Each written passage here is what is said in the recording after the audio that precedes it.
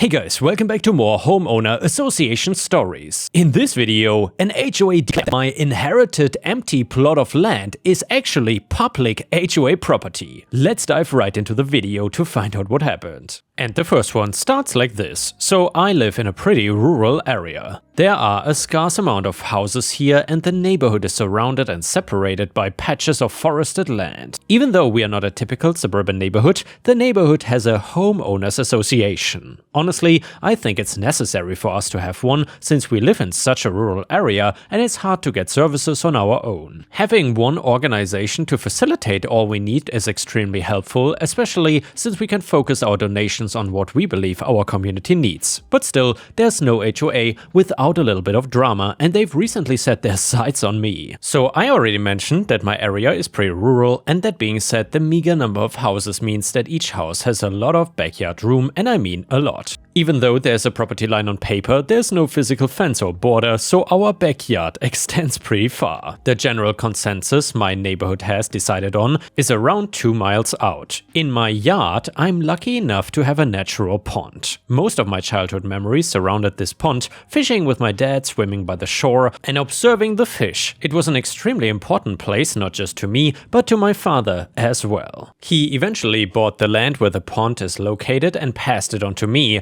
I plan to build a cabin there so I can keep my fishing supplies, so I can relax by the pond if I want to. Anyway, because it's so important to me, I try to maintain it as much as possible. As mentioned, I also do fish there. However, I don't fish excessively. I usually try to keep my sessions to an hour or two and only fish every 2 weeks so I don't mess up the ecosystem. Obviously, you can tell that this pond is extremely important to me, so a while ago I was fishing by this pond again, just doing my thing. While I was getting ready to leave, a group of people approached me. That did not catch me too off guard, since walking onto each other's property is a pretty common practice. I did not recognize any of them except for one woman at the head of the group who was our HOA president. I greeted them and asked if there was any trouble. The HOA president, who we will call Karen, spoke for the group. She said that they'd been walking around looking for a new area to build some new communal things for the neighborhood. On one of these trips, they noticed that I had a so-called lovely pond back here. She announced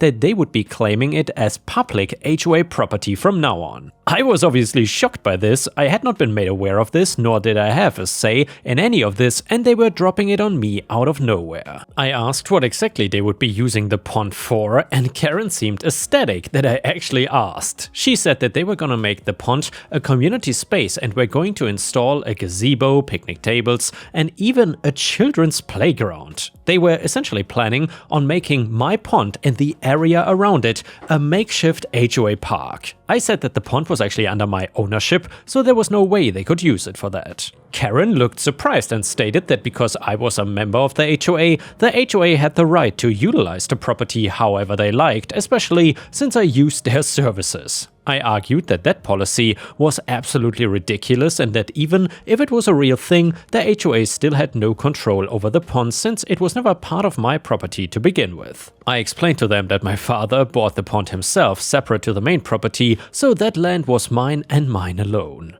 I even took the effort to go back into my house and grab the deed to show them. Honestly, I'm surprised they were patient enough to just wait there while I grabbed it. I also asked them if they had some sort of formal declaration of ownership or just something tangible to prove that the pond was under their jurisdiction now. They got really flustered and admitted that they didn't. At this point, I was just baffled by their audacity. It was exceedingly obvious that they were trying to use their positions in the HOA to try and scare me into submission, but obviously I was not having any of it. Still, as pissed and bewildered by their behavior as I was, I did try to keep things civil. After they admitted that they didn't have a deed, I apologized, saying that I was sorry if my ownership of the pond would throw a wrench in any of their plans. I continued to insist that the pond was under my control as it counts as a separate property and that they wouldn't be able to use it as a communal space. Even with that though, Karen simply brushed me off and said that she would get their lawyer to handle it. They left soon after that and I immediately started stressing out. I didn't know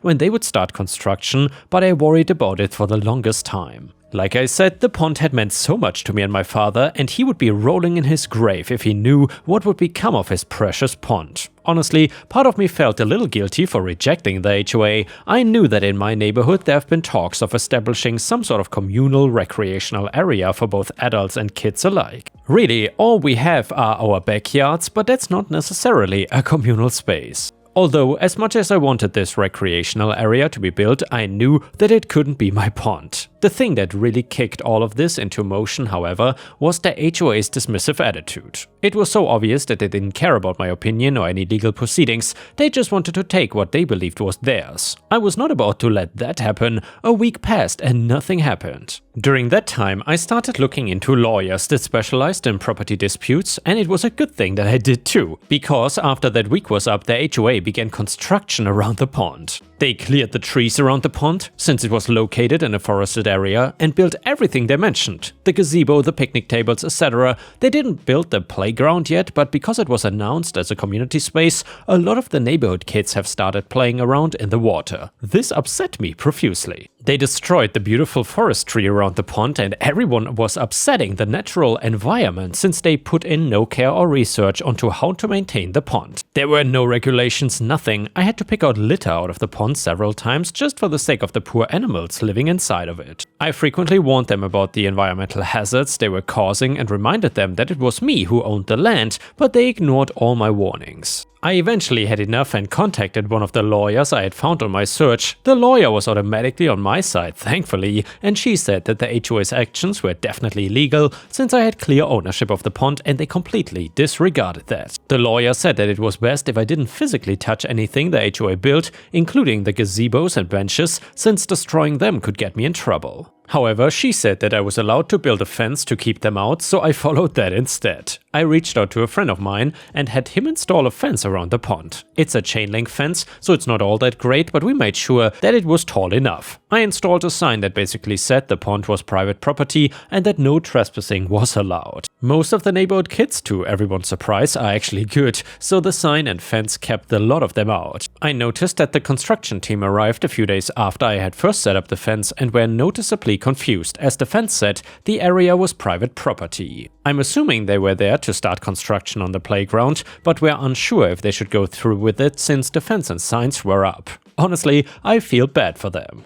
Those poor guys were probably lied to by the HOA just to get them to build the place. Anyways, the construction team probably told the HOA board because the day after, Karen was standing at my door absolutely fuming. She asked me about the fence. I said that I had put it up to keep people out. When she asked why, I explained that the pond was my property, no matter how much they wanted to disregard the deed. Karen shouted that I had no right to do what I was doing and that the entire HOA would sue me. I quickly reminded her that because it was my property, I could do whatever I wanted. I even taunted her, telling her to go ahead and sue me. And Karen listened. A few days later, I got served the lawsuit. I once again approached the lawyer that I had previously contacted, and she agreed. To put it simply, we won the case easily. The HOA argued that because my main residence was part of the HOA, they had full jurisdiction over my property, including the pond. However, my lawyer provided evidence which showed that the house and the pond were two separate pieces of property, and she also showed the deed showing that my father had purchased the land himself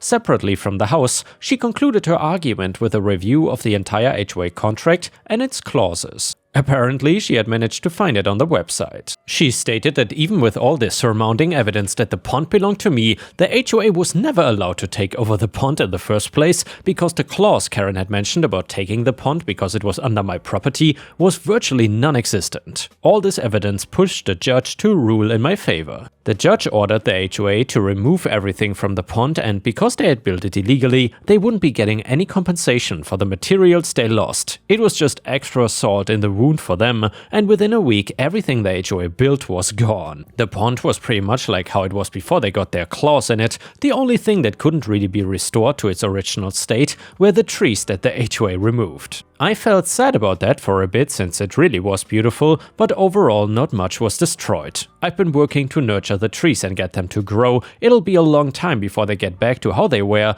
probably past my lifetime, but the important thing is that the area is protected now and nobody will disturb it. I've taken some time off from fishing to get the animals around the pool resituated. In the meantime, I've started building the cabin I mentioned before. It is small, but it has a kitchen, dining room and a small space to rest. There's also a shed on the side to keep my fishing supplies, so overall I'm very satisfied with it, and soon I'll be fishing again, and thankfully the HOA will never bother me again. Edit: some people were asking if the HOA had to pay something because of the trees, and well, I don't want to go into too much detail in regards to how much money I got from all of this, but all I can say is though, I was compensated fairly, but I'm still sad because I lost the trees. And the next one is an absolutely beautiful malicious compliance story that you don't want to miss. And if you've watched until here, please don't forget to subscribe to the channel if you haven't already. So I used to work in media intelligence, which is a really niche market in the country I'm from. I started as an assistant and learned everything from scratch as I switched from the hospitality industry, pretty big step I know,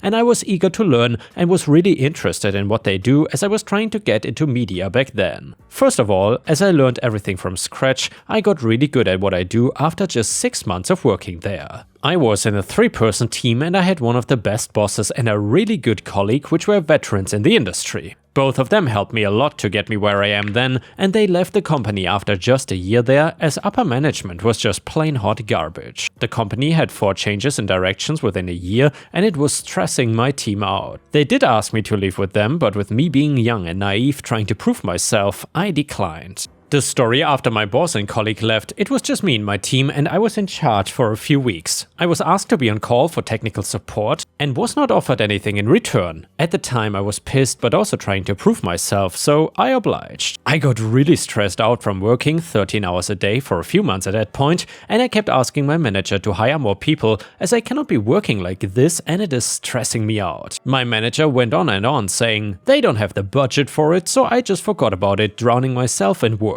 One day the CEO of the company came and we had dinner as he was growing close to me since I was the only one person left who actually knows the ins and outs of the old and new system the company used. Keep in mind, this CEO is a cheapskate and will try all and every way to suck you dry. He asked me what I wanted to change in the company during dinner, so I started off with asking for 2 new hires for my team, where he gave me the same answer as my manager, so I asked him for a promotion and a raise, which was also declined, saying, "You don't have the necessary experience yet." I was pissed. As a normal person would expect, after working 13-hour days for months, you would need rest. I had almost 3 weeks of PTO saved and I needed the rest. The manager threatened to fire me if I took any PTO, as no one was able to do what I did. I took the PTO anyways, I got well rested and all was good until I came back. There were 2 new faces and I was pretty confused, so I asked my manager who they were and she told me that they were my replacements. She told me my notice was 2 months and I had to train them before I leave. She couldn't do anything as I was the only one in the company who knew how to run the legacy and the new system, so realistically she couldn't say that I was not training them properly as she didn't even know how things worked. Here's the part where the malicious compliance happens. Since the manager did not know how things work, she told me to train the interns on the legacy systems to know better on how the company was built up, and I did just that. She told me strictly to just train the interns on the legacy and she will be dealing with the rest. So sure, I'll do just that. It was until my last week when the crap really hit the fan. My manager found out that I've been only giving training on the legacy system and I did not give them my notes with tips on how to run the system that needed to be used for daily operations. My manager called in the CEO and the managing director to hold a meeting with me asking why I hadn't trained my replacements properly. I just told them I did what my manager told me to do, which the manager denied until I forwarded the CEO and MD the email that my manager has sent me, which the call promptly ending. After I left the company, I was patiently waiting for the call that was bound to come. And well, it was my manager and she demanded me to get back to work and said that the firing was just a prank. I told them, pay me triple my wage and I'll consider it. They called me crazy and ended the call. It's been 2 months since that call, and based on a good friend from another department, my old manager is now neck deep in this crap show. The new accountant's blunder.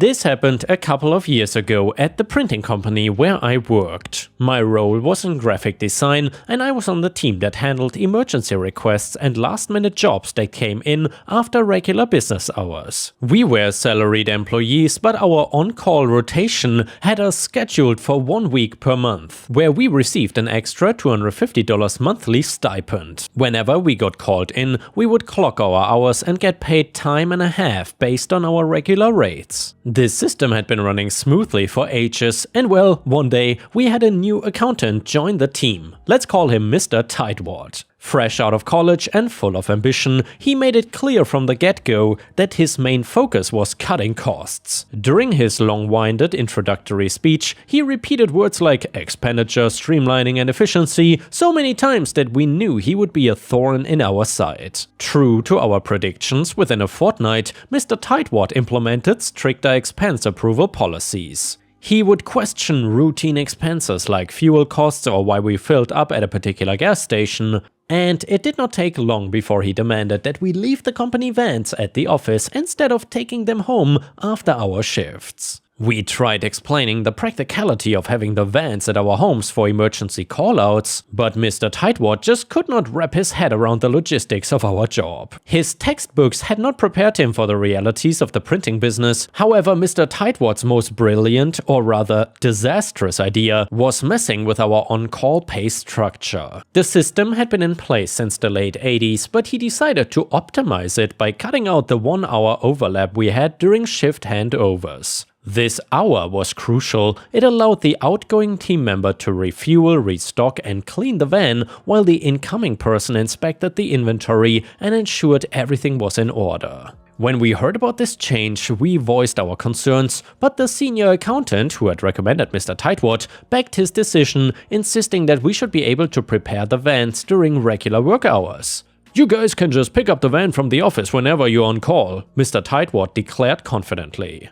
"You have the gate code, so it shouldn't be a problem." Little did he know, he had just opened a can of worms. The following weeks were abnormally busy with emergency callouts. Instead of having a van ready at our homes, we now had to commute to the office, pick up a van, drive to the job site, return the van, and then drive back home. The process added anywhere from 30 minutes to an hour and a half to our response times, severely inconveniencing our clients. However, there was a silver lining for us. Since we were now driving our personal vehicles to and from the office outside of regular work hours, the company had to reimburse us for mileage at the standard rate of $0.45 per mile. If we could not drive for any reason, they even had to cover the cost of a taxi. Suddenly, Mr. Tightwad's cost-saving measure was backfiring spectacularly. The extra mileage reimbursements, combined with the increased on-call pay for the additional hours we worked, ended up costing the company significantly more than before. "Hey Jenkins," I overheard one of my colleagues say during a break, "did you see the look on Mr. Tightwad's face when I clocked out after the triple call-out last night?